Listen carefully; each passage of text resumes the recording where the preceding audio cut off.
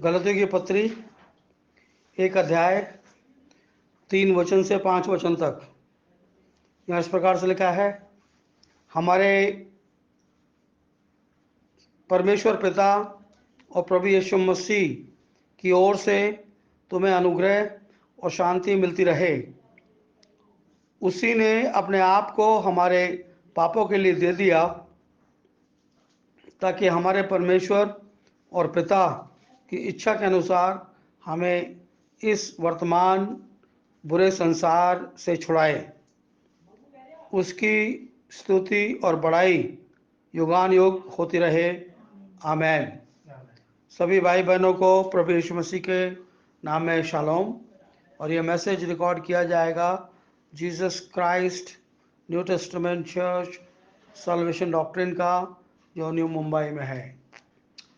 हम आज ध्यान करने जा रहे हैं इस चौथे वचन के ऊपर, जो है उसमें लिखा है, उसी ने अपने आप को हमारे पापों के लिए दे दिया ताकि हमारे परमेश्वर और पिता की इच्छा के अनुसार हमें इस वर्तमान संसार से छुड़ाए। यानी कि एक ऐसा मंजर इस पृथ्वी के ऊपर था, एक ऐसा मंजर इस पृथ्वी के ऊपर था जिसकी व्याख्या इस बाइबल के अंदर अद्भुत तरीके से की गई है। और वो कहता है कि उसी ने अपने आप को हमारे पापों के लिए दे दिया।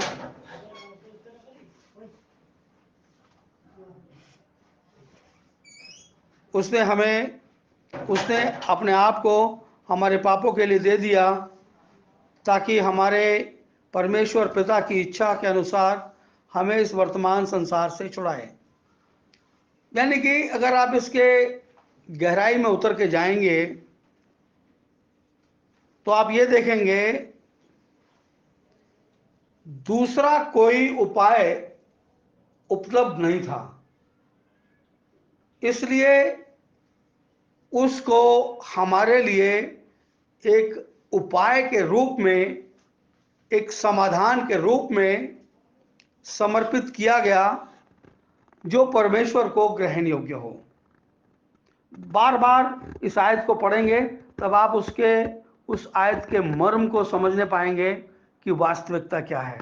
वो कहता है कि उसी ने अपने आप को हमारे पापों के लिए दे दिया। अगर हमारे पाप किसी और चीज से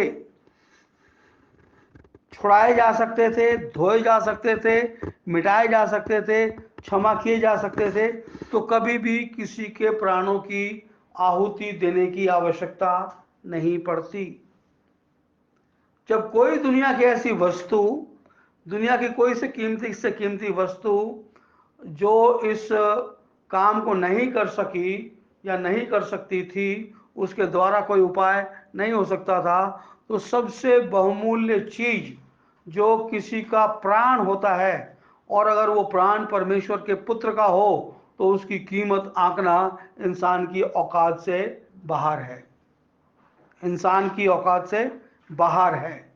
तो अब जब परमेश्वर ने इस उपाय का इस्तेमाल किया, ये वास्तव में है कौन? उसी ने अपने आप को हमारे पापों के लिए दे दिया ताकि हमारे परमेश्वर और पिता की इच्छा के अनुसार हमें इस वर्तमान संसार से छुड़ाए। ये वास्तव में कौन है जिसकी चर्चा यहाँ पर हो रही है कि उसने अपने आप को हमारे लिए दे दिया? ये बात बड़ी गंभीर सी प्रतीत होती है।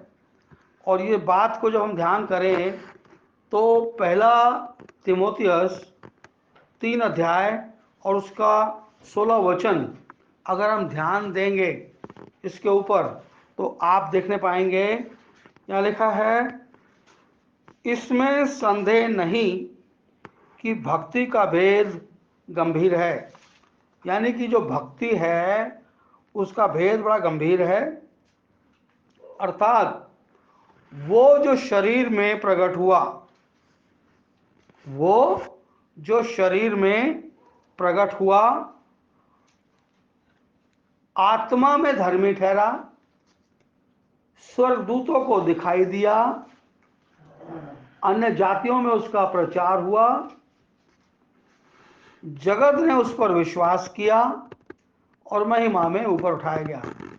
एक ऐसा प्राणी जो आज से पहले कभी शरीर धारण करके नहीं आया, एक ऐसी, ये वो परमेश्वर का लॉगोस है जो सारी सृष्टि के बनाने में परमेश्वर ने जिसका इस्तेमाल किया। इसको इब्रानियों में लॉगोस कहते हैं। और हम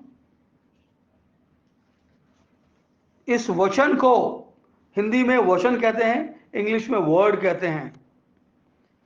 जब सारी कायनात उत्पत्ति एक के अनुसार अगर हम देखें तो उसके बनाए जाने से पहले इस ब्रह्मांड के अंदर कुछ नहीं था। उससे पहले भी एक दफ़ा इसकी रचना हो चुकी थी, पर उससे पहले हम देखें लाखों करोड़ों साल पहले जब ये ब्रह्मांड बनाया गया तो इसको किस प्रकार से परमेश्वर ने इस कार्य को अंजाम दिया। यानी कि परमेश्वर के विषय में लिखा है यूहन्ना 4:24 में कि परमेश्वर आत्मा है और आवश्यक है उसके आराधक आत्मा और सच्चाई से उसकी आराधना करें। ये यूहन्ना रचित सुसमाचार 4 अध्याय के 24 वचन में लिखा है। तो वो आत्मा, आदि अनंत आत्मा, आत्मा का कोई रूप नहीं होता, जैसे हवा का कोई रूप नहीं होता। आत्मा का कोई रंग नहीं होता, जैसे हवा का कोई रंग नहीं होता। वो आदि अनंत आत्मा इटर्निटी पास्ट के अंदर है और अब उसको सृष्टि की रचना करनी है। जो वो सृष्टि की रचना में आगे बढ़ता है तो वो कलाम करता है और उस कलाम का एक रूप है, कलाम का एक रूप है। लोग जब हम इस बात की चर्चा करते हैं कि जो ट्रिनिटी है ये एक ह्यूमन कंसेप्ट है, परमेश्वर का योजना नहीं है, ये ह्यूमन ने कंसेप्ट तैयार करके जगत के लोगों को दिया है। अब आप इस बात को आज समझें तो जो परमेश्वर उस इटर्निटी पास्ट से जगत में सृष्टि करने के लिए आगे बढ़ा तो परमेश्वर ने कलाम किया और उस कलाम के अंदर एक ऐसी, उसकी ऐसी शख्सियत पाई जाती है जिसके विषय में बाइबल में पुराने नियम में कई जगह लिखा है कि वो परमेश्वर के पुत्र सरीखा है, परमेश्वर के पुत्र सरीखा है। डैनियल नबी की पुस्तक के अंदर जब हम देखते हैं कि डैनियल के जो 3 साथी थे, तीनों के नाम आपको मालूम है, शद्रक मिशक अबदनगो। तो शद्रक मिशक अबदनगो जब ये इनको आग की भट्टी में डालने की फरमान हुआ, इनको आग की भट्टी में डालने में फरमान हुआ तो जो उसके अंदर डालने वाले थे, इतनी तेज आग थी उसके अंदर डालने वाले थे वो झुलस गए, परंतु जिनको आग में फेंका गया उनका कुछ नहीं हुआ। ये विषय नहीं है, परंतु उन तीनों के साथ वहां पर एक चौथा पुरुष था जिसके विषय में लिखा है कि वो चारों प्राणी उस आग में टहल रहे थे और चौथे का स्वरूप परमेश्वर के पुत्र सरीखा था। तो ये उस वचन को रिप्रेजेंट करने के लिए हमेशा परमेश्वर ने उस वचन का इस्तेमाल किया है और वो वचन परमेश्वर का पुत्र कहलाता है। वो वचन परमेश्वर का पुत्र कहलाता है। उसका कोई रूप नहीं था उस वक्त, एक रूप के अंदर आया वो, जिसको बोलते हैं थियोफेनी। थियोफेनी का मतलब होता है एक ऐसा रूप जो देखा जा सके, एक ऐसा रूप जो देखा जा सके, उसके अंदर उसका निकलना हुआ। मीका की पुस्तक 5 अध्याय के 2 वचन में भी लिखा है कि उसका निकलना अनादिकाल से, परंतु अनंत काल से होता आया है, और वो जो वचन निकलता है तो अपने कार्य को अंजाम देता है। और वही वचन यहां लिखा है, और जो शरीर में प्रकट हुआ। अब से पहले वो कभी शरीर में प्रकट नहीं हुआ। वो शरीर में प्रकट हुआ, आत्मा में धर्मी ठहरा, स्वर्गदूतों को दिखाई दिया, अन्य जातियों में उसका प्रचार हुआ, और जगत ने उस पर विश्वास किया, और महिमा में वो ऊपर उठाया गया। तो ये ऐसी शख्सियत को परमेश्वर ने हमारे लिए कुर्बान किया। क्यों कुर्बान किया? क्योंकि उसको छोड़कर कोई दूसरा मध्यस्थ हो नहीं सकता था। मध्यस्थता करने वाला हमेशा एक व्यक्ति होता है। जो दो पार्टियों की सुलह कराता है वो मध्यस्थ कहलाता है। और इसीलिए मत्ती रचित सुसमाचार में आया है कि धन्य हैं वे जो मेल कराते हैं, क्योंकि परमेश्वर के पुत्र कहलाएंगे।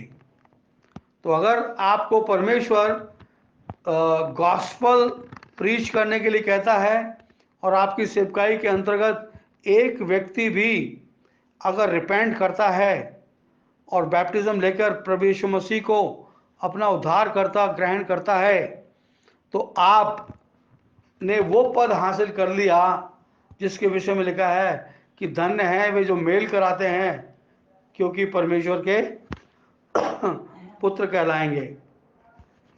अब परमेश्वर के पुत्र इसलिए कहलाएंगे क्योंकि आपने एक खोई हुई परमेश्वर की संतान को उसके पिता से मिलवा दिया, और पिता को उसका पुत्र दे दिया। ये आपके एफर्ट से हुआ, आपकी सेवकाई से हुआ, या आपकी गवाही से हुआ, या आपके सपोर्ट से हुआ। तो परमेश्वर इसका प्रतिफल उस व्यक्ति को अवश्य देगा। क्यों देगा?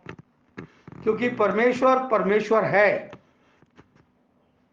और परमेश्वर का विधान ठहराया गया है। मैं एक वचन और पढ़ना चाहूँगा इसी के सपोर्ट में कि वो क्या कहता है। ये भी आपको मिल देगा 1 तीमुथियुस 1 अध्याय और उसका 5 वचन। यहाँ लिखा है, क्योंकि परमेश्वर एक ही है, और परमेश्वर और मनुष्य के बीच में एक ही बिचवई है, अर्थात यीशु मसीह जो मनुष्य है। देखा आपने, शरीर में प्रकट होकर आया। आज से पहले ये शरीर में प्रकट नहीं हुआ। वहां पुत्र सरीखा कहलाया, पुत्र नहीं, पुत्र सरीखा। एक रूप जो उसके पास था वो उस प्रकार का था जो परमेश्वर के साहबजादे का ही हो सकता है। तो जब हम इस चीज का अध्ययन करते हैं, ध्यान लगाते हैं, तो हमारा विश्वास, हमारी सोच इतने ऊंचे पर चली जाती है कि हम परमेश्वर के सामने अपने आप को अदना सा पाते हैं। हम सोचते हैं इस संसार के अंदर हमको इज्जत नहीं मिलती, संसार हमें जीवन यापन का एक प्रॉपर इंतजाम नहीं है। यहाँ पर हम देखते हैं कि हमारी फिजिकल लाइफ के अंदर स्ट्रगल है, और हम देखते हैं अपने आप को असहाय सा महसूस करते हैं। सेम टाइम जब हम ये देखते हैं कि मेरे लिए परमेश्वर ने अपने पुत्र को कुर्बान किया, तो ये बात बहुत बड़ी हो जाती है। ये बात बहुत बड़ी हो जाती है। और ये बात आप वैसे समझें कि जैसे अभी थोड़ी देर पहले एक एग्जाम्पल दिया गया उस लंगड़े का। वो लंगड़ा था, उसकी सारी जिंदगी उस लंगड़ेपन में निकल जाती। परंतु पतरस कहता है कि सोना और चांदी तो मेरे पास है नहीं, जो कुछ मेरे पास है वो मैं तुझे देता हूं। मेरे पास है यीशु नासरी का नाम, और तू उसको ले। और जिसको यीशु नासरी का नाम मिल जाए तो उसकी तो नैया पार हो गई, उसने तो उद्धार पा लिया, वो तो मृत्यु को पार करके अनंत जीवन में प्रवेश कर गया। अब एक ऐसा व्यक्ति जो हर रोज अपनी जिंदगी में मौत को देखता है कि मेरे पास खाने को बहुत अच्छा नहीं है, पहनने को बहुत अच्छा नहीं है, रहने का कोई उपाय नहीं है, कभी सर्दी में मर जाऊंगा या तेज गर्मी पड़ी किसी साल उस गर्मी में मर जाऊंगा, मेरे शरीर के अंदर इतनी ताकत नहीं है। परंतु जब उसको वो यीशु मसीह का नाम मिल जाता है और उसके पास ये अधिकार आ जाता है कि वो मृत्यु को पार करके अनंत जीवन में प्रवेश कर जाए, उसकी वांछें खुल जाती हैं और वो परमेश्वर को धन्यवाद करने लगता है। उसका जीवन समर्पण का हो जाता है। आज से पहले वो जैसा भी रहा हो, अब वो हम्बल हो जाता है, क्योंकि उसकी जान की कीमत उसको समझ में आ गई है। उसकी जान की कीमत परमेश्वर के पुत्र ने अपने प्राण देकर उसको बहाल किया है। जब किसी की बहाली के लिए परमेश्वर के पुत्र की जान लगती हो तो आप समझें कि वो जान कितनी कीमती हो जाती है जो बचाई गई। जब वो जान कीमती हो जाती है जो बचाई गई तो हर एक उस शख्स को जो परमेश्वर के अनुग्रह से बचाया गया है उसको अपने जीवन को किस प्रकार से इस्तेमाल करना चाहिए, किस प्रकार से उसको अपनी जिंदगी को चलाना चाहिए। लोग केवल इस बात से परेशान हो जाते हैं कि उनके पास रिसोर्सेस कम है, उनके पास घर छोटा है या उनके पास घर है ही नहीं। ऐसे करोड़ों लोग हैं कि जिनके पास घर नहीं है, ऐसे करोड़ों लोग हैं जिनके पास मतलब बड़े लिमिटेड रिसोर्सेस हैं। परंतु ऐसे करोड़ों लोगों में से बहुत कम लोग हैं जिनके पास अनंत जीवन है, और उनमें से हैं आप जिनके पास अनंत जीवन है। क्योंकि जब हम, बाइबल कहती है कि जब ये तेरा डेरा सरी का घर गिराया जाएगा तो तुझे आसमान पे चिरस्थाई घर मिलने वाला है। किस घर की बात हो रही है? इस शरीर की बात हो रही है। जब ये डेरा सरी का घर गिराया जाएगा तो आसमान में हमको चिरस्थाई घर मिलने वाला है। हम इस पार्थिव देह के अंदर, इसको पार्थिव बोलते हैं, जो मरणहार होती है उसको पार्थिव बोलते हैं, जो अमरता होती है उसको इमॉर्टल बोलते हैं। जब हम इस पार्थिव को त्यागेंगे उससे पहले ही परमेश्वर ने हमारे लिए एक अमरता वाली देह तैयार कर रखी है, और हम इस मरणहार को त्यागेंगे और वहाँ पर अमरता के अंदर तब्दील हो जाएंगे। और जब हम इस मरणहार को त्यागते ही उस अमर देह के अंदर घुस जाएंगे जो ग्लोरीफाइड बॉडी कहलाती है, तो हमारा इस संसार से कोई सरोकार नहीं। चाहे किसी ने करोड़ों रुपए कमाए हो, वो यहीं पे रहने वाले हैं। सोने का महल बनाया हो, वो यहीं पे रहने वाला है, हमारे साथ नहीं जाएगा।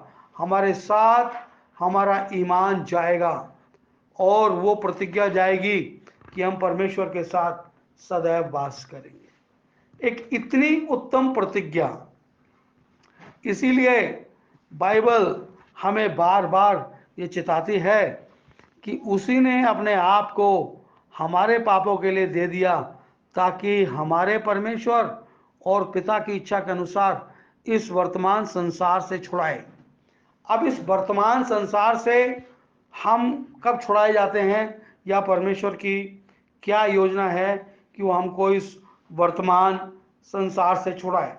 वर्तमान संसार से छुड़ाने के लिए आपको पहले अपना ध्यान स्वर्ग पे लगाना पड़ेगा, और अपने उठने बैठने में हर रोज आपको जब पीड़ाएं हों तो आपको ये देखना चाहिए, ये विचार आपका आना चाहिए कि इस संसार का दुख, इस संसार की तकलीफ, इस संसार की पीड़ा आने वाले युग में जो परमेश्वर अपनी करुणा मेरी ज़िंदगी में करेगा, ये तो कुछ भी नहीं है, ये कुछ भी नहीं है। इसलिए मैं इसको हंस के जीऊँगा। जितने दिन परमेश्वर ने मुझे इस शरीर में रखा है, इसको मैं हंस के जीऊँगा, क्योंकि मेरा प्रभु यीशु मसीह जब इस पृथ्वी के ऊपर था तो उसने भी मुझसे कई गुना अधिक कष्ट उठाए, पीड़ा उठाई, तकलीफ उठाई, 39 कोड़े खाए और सर के ऊपर कांटों का ताज रखा गया, लानतान किया गया, उसकी दुर्गति की गई। और शायद इतनी दुर्गति यीशु मसीह को छोड़कर इस पृथ्वी के ऊपर किसी की नहीं की गई। जब ऐसी अवस्था हम अपने जीवन में पाते हैं, तब हमारे लिए एक आशा का द्वार खुलता है, और वो आशा का द्वार हमें देखना पड़ेगा अपनी इन्हीं आँखों से। और जब हम इन आँखों से देखते हैं तो हमें उसके ऊपर बड़ी गंभीरता पूर्वक विचार करने की आवश्यकता है। मैं एक छोटा सा पोर्शन और पढ़ना चाहूँगा हम सब के लिए, और वो पहला तिमोथियस में 4 अध्याय के 11 वचन से हम पढ़ेंगे।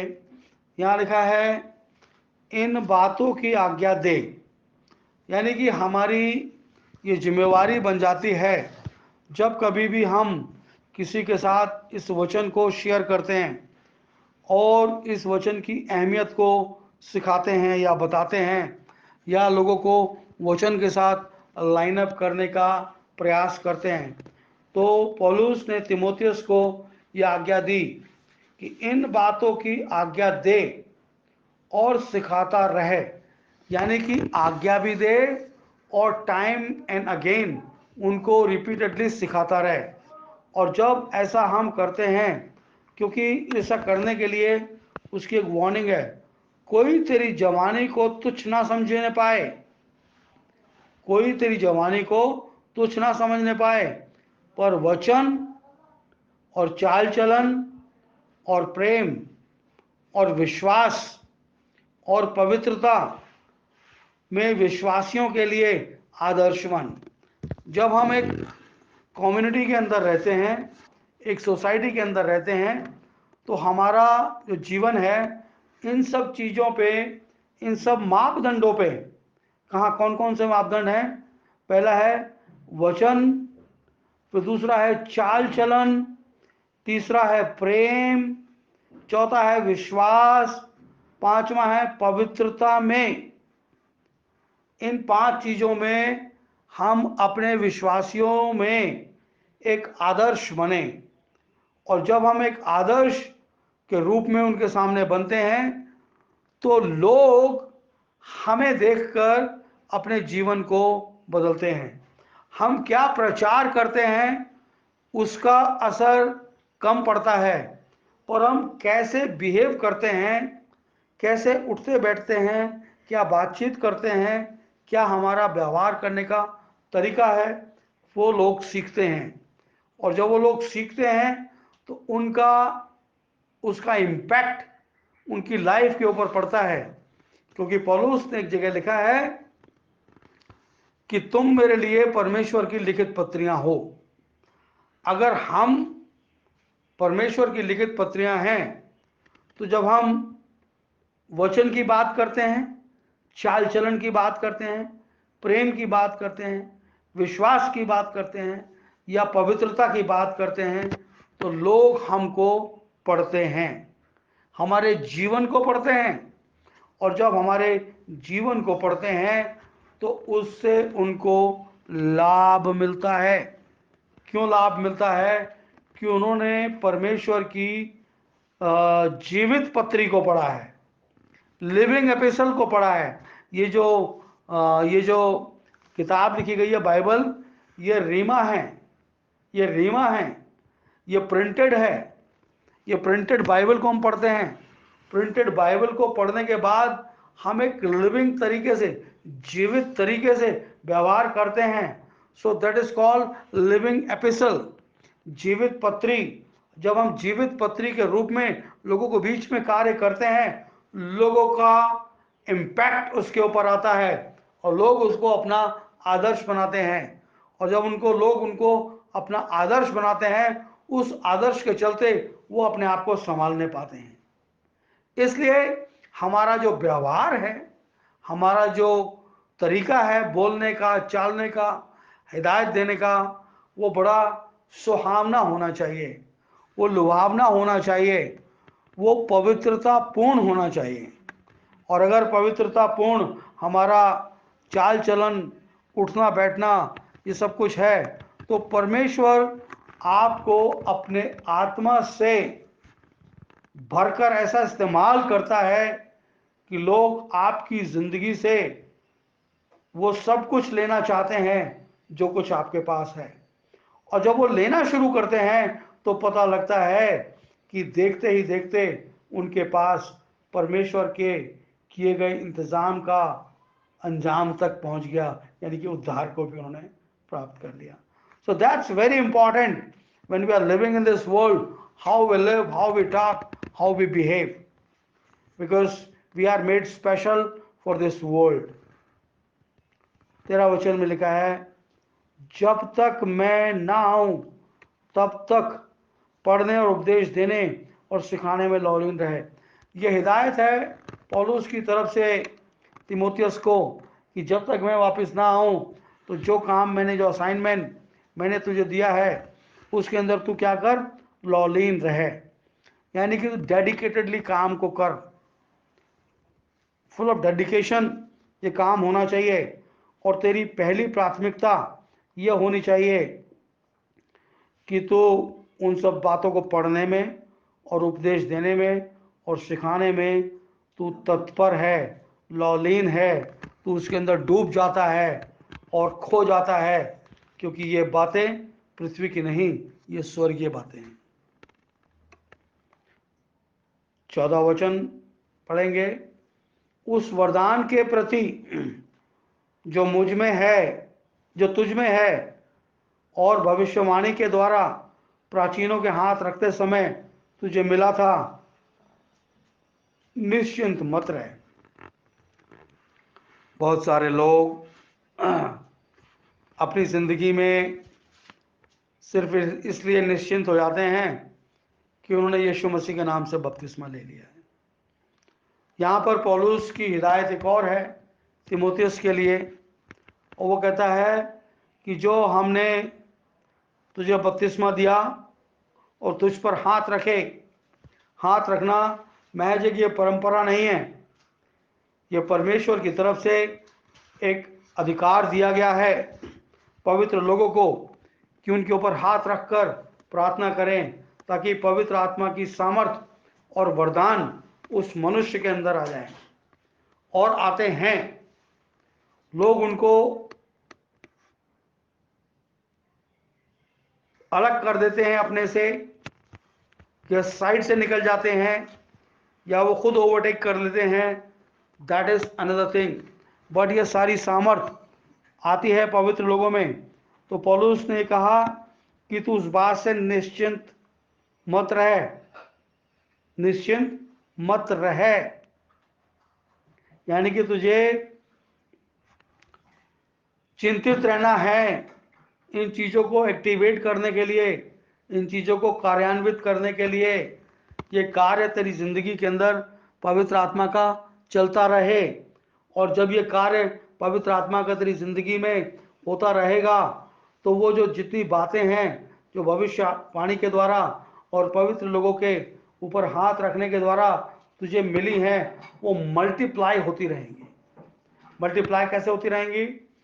आप आज 10 लोगों में गए और कई हफ्तों तक, कई महीनों तक जा रहे हैं, उनमें से 2 या 3 लोग या 4 लोग या सारे के सारे प्रभु के पास आने लगे, तो जो अनुग्रह परमेश्वर का आपके पास था अब वो मल्टीप्लाई होके और दूसरे लोगों में चला गया।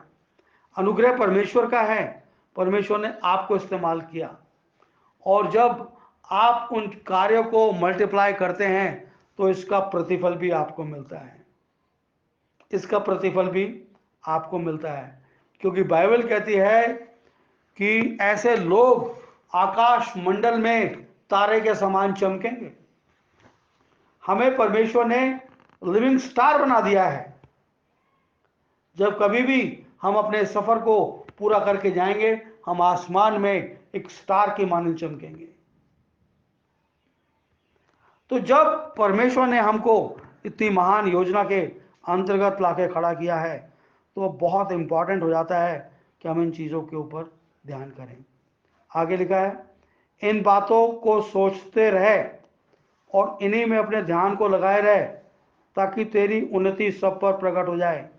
जब हम इन बातों के ऊपर ध्यान करते रहते हैं और लोगों की लाइफ के साथ एक प्रैक्टिकल बिहेवियर हम कंटिन्यू करते रहते हैं, उनकी ज़िंदगी में तो फ़र्क आता है, उससे ज़्यादा हमारी ज़िंदगी में फ़र्क आता है।